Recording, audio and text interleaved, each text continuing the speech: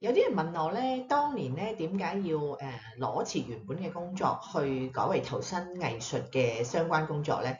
其實大約係2009年啦，我當時咧係做緊娛樂公司嘅人事部主管嘅。咁收入都算穩定，但係咧就工作上面就唔係咁開心啦，有好多人事上面嘅壓力。咁公餘時間咧，我就走去學咗啲畫畫嘅課程啦。咁咧我就發現好多樂趣，成個人咧都覺得好平靜。咁我就決心咧，我下半生咧就要同藝術一齊啦。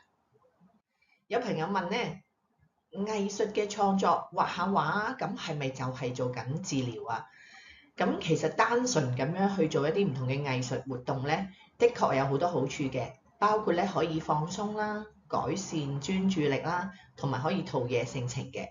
但係如果要去到心理治療、清理創傷咧，就必須要有好深入嘅反思啦、合適嘅引導啦，同埋專業人員提供嘅一啲支持鼓勵。